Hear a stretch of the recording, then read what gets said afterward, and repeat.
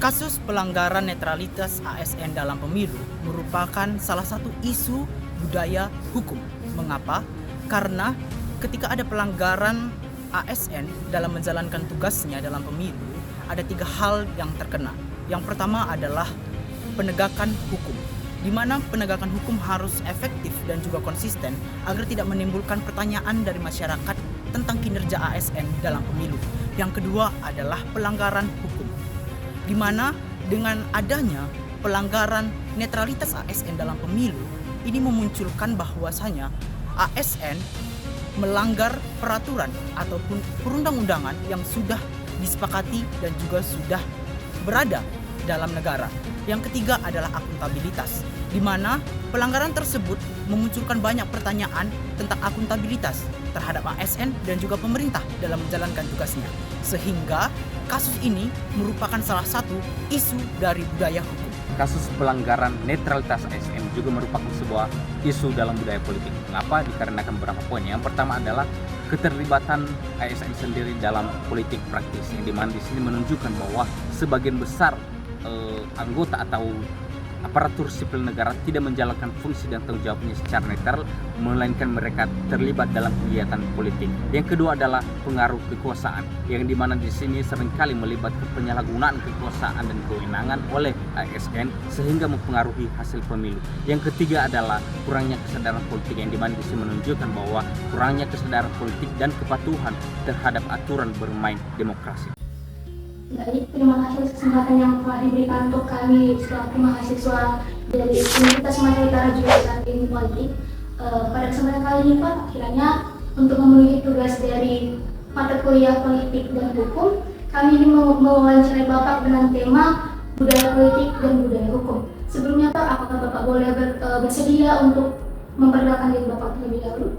Baik, jadi nama saya Marco Chandrabangun, sarjana teknik, sekarang bekerja di ASN di Lingkungan Kantor Camat Sipulangit, Kabupaten Deli Serdang. Nah, itulah perkenalan yang bisa saya sampaikan untuk pada saat sore hari ini. Baik, terima kasih perkenalannya Pak. Mungkin sekarang kita lanjut ke pertanyaan. Pertanyaan yang pertama itu menurut Bapak sendiri. Nah, apa yang dimaksud dengan netralisasi ASN dalam konteks demokrasi dan penyelenggaraan pemilu? Ya, jadi yang dimaksud dengan netralisasi ASN dalam konteks pemilu itu, yang pertama ASN itu sebenarnya dilarang terlibat aktif maupun pasif di dalam suatu partai organisasi gitu ya. Jadi kita itu ASN tidak boleh menjadi anggota partai ataupun menjadi partisipan dari sebuah partai. Dan juga itu kita ASN tidak boleh condong sebelah dalam suatu partai ataupun calon kepala daerah, yang mana kita tidak boleh berperan aktif di dalam setiap kampanye mereka, tidak boleh terlibat, karena kita dijaga kenetralitasan kita, sehingga nanti pemilu itu bisa berjalan sesuai dengan ideologi kita, yaitu demokrasi. Nah, jadi kalau kita berpihak, maka nilai daripada pemilu itu sendiri sudah tercoreng dari demokrasi gitu. Makanya kita ASN itu diharapkan bisa netral, tidak terlibat secara aktif maupun pasif dalam suatu partai politik.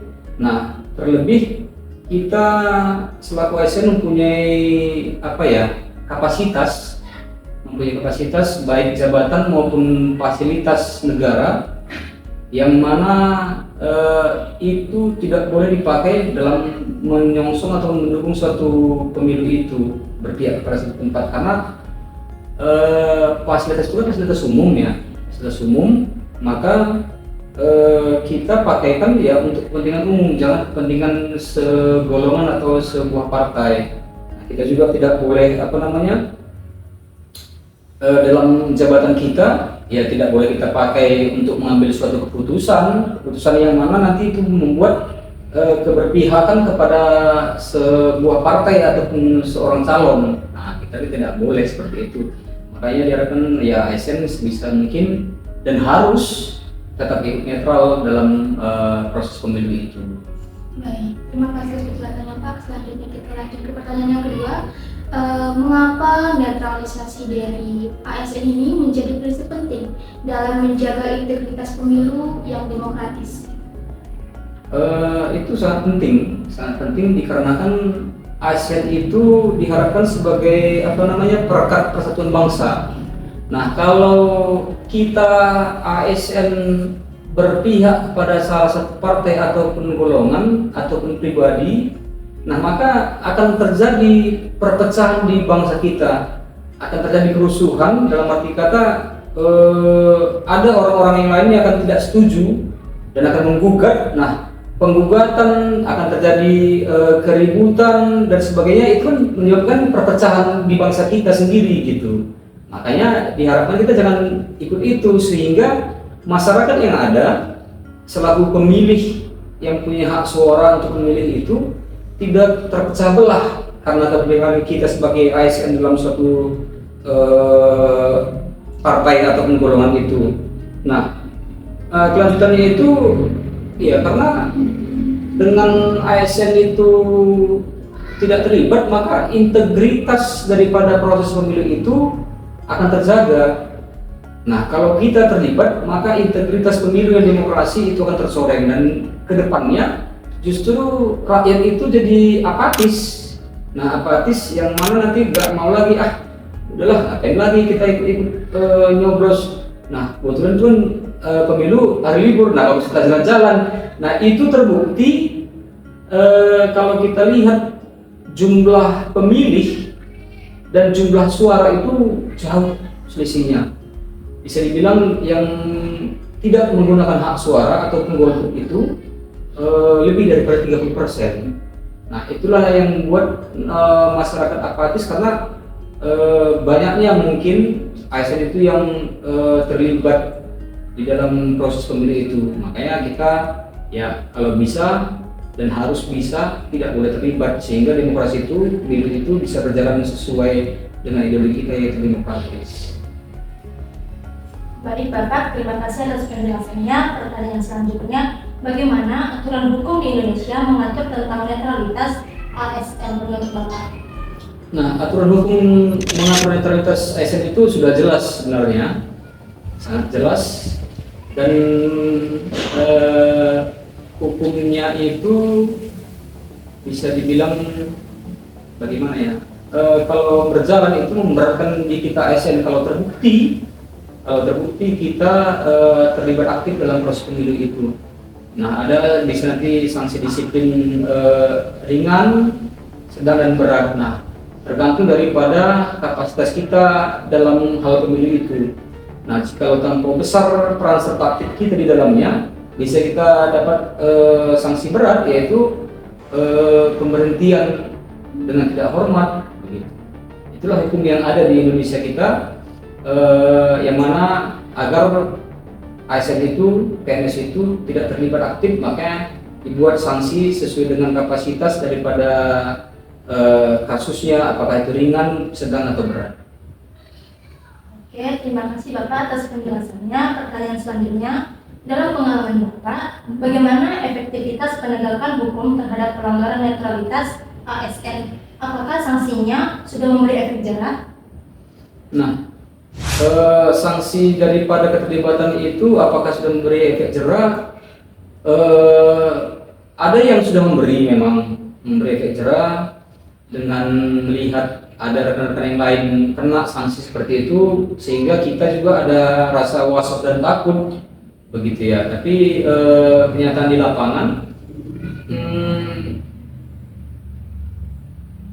masih kurang memberikan efek jera, sangat kurang masih gitu. Kalau efek jera itu ada, pasti ada, tapi kurang memberikan dengan sangat itu efek jerahnya gitu. Itulah kenyataan di lapangan. Itu dikarenakan apa? Ya dikarenakan di dalam meniti karir di dunia ASN ini, terkadang kan kita harus melihat, mendekati calon-calon kepala daerah gitu ya. Nah, yang mana kita akan mendukung. Nah, dia akan melihat itu bagaimana dukungan kita. Nah, begitu kita tidak mendukung, nah pada saat nantinya ada promosi jabatan, ya kita bakalan tidak dilirik sama sekali gitu kan. Nah, cuman kembali seperti yang tadi itu, ya bagaimana kami atau kita itu ya jangan sampai blow up gitu ya, yang tershow up, jangan sampai kelihatan lah di dalam keterlibatan itu. Nah, manakala keterlihatan, ya pasti sanksi itu akan diberikan dengan tegas, baik itu siapapun orangnya pasti kena sanksi. Berarti kalau misalnya untuk mengurangi hal itu dapat terjadi, kira-kira yang dapat dilakukan? Nah, disitulah ada namanya KASN ya. KASN itu Komite Aparatur Sipil Negara, yang mana setiap proses promosi jabatan, setiap penyalahgunaan wewenang daripada ASN itu, nah bisa disampaikan kepada KASN.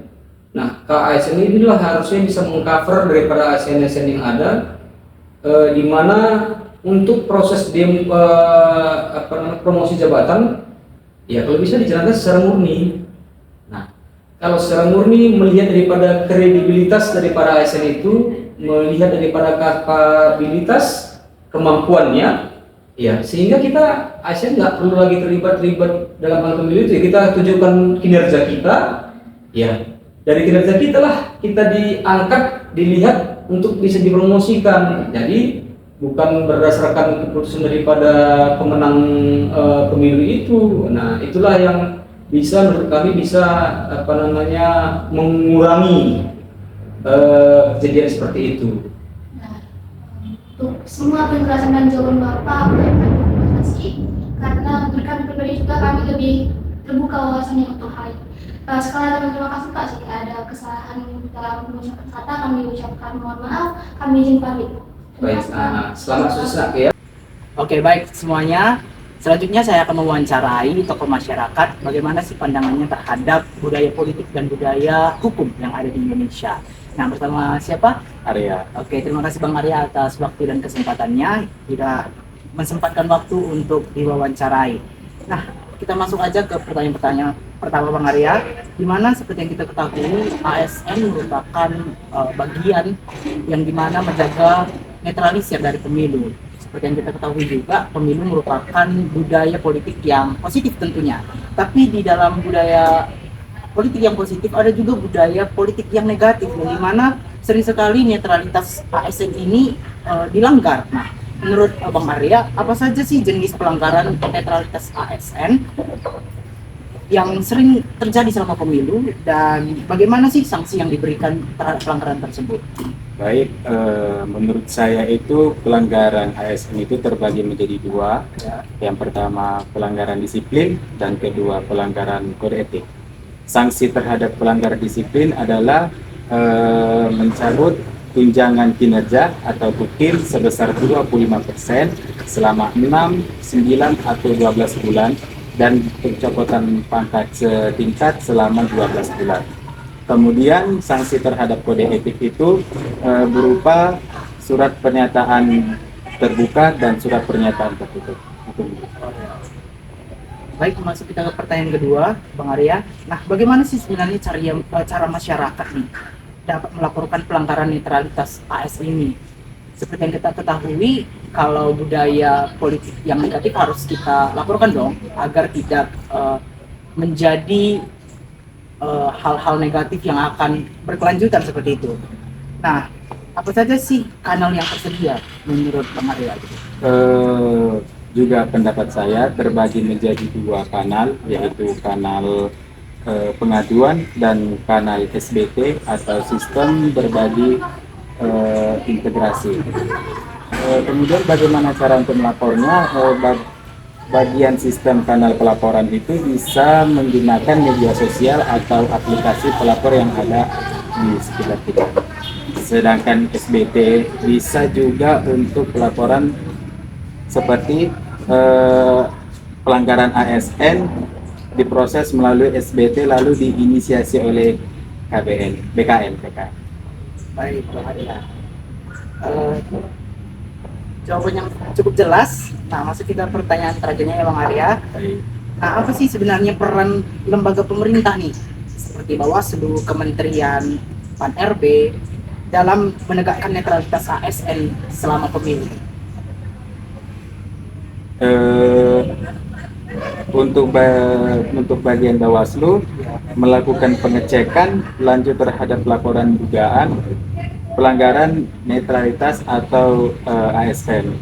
Kemudian Kementerian Pan RB mengatur dan mengawasi realitas ASN dalam penyelenggaraan pemilu. Baik, jadi dapat kita simpulkan kalau budaya politik sama budaya hukum itu beriringan ya Bang Iya, ya. beriringan. Oke, terima kasih atas waktu dan kesempatannya sudah Sama-sama. siap kami diwawancarai. Baik. Terima kasih teman-teman. Baik, sekarang kita akan mewawancarai dari sisi pihak akademisi. Sebelum itu Kak bisa dikenalkan namanya? Oke, nama Kak Salim Mutia Febrian, sebagai pendik di program studi ilmu politik. Oke, baik tersebut.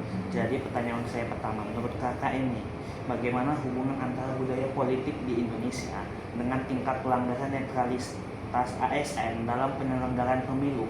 Apakah budaya politik yang berkembang saat ini turut mempengaruhi perilaku ASN dalam berpolitik? Mempengaruhi pemilu, budaya pemilu ya. Iya. Mempengaruhi lah dek, karena kan suara pemilu itu adanya juga dari ASN. Habis itu juga pemilihan yang dilakukan oleh ASN berpengaruh terhadap pemimpin yang akan dipilih dan kebijakan-kebijakan apa yang mereka tawarkan, seperti itu. Nah, jadi mari kita lanjut. Jadi pertanyaan kedua, dari sisi budaya hukum, bagaimana kakak melihat efektivitas penegakan hukum terhadap ASN yang melanggar netralitas? Apakah budaya hukum masyarakat dan aparatur negara kita sudah mendukung penegakan aturan yang tegas dan adil?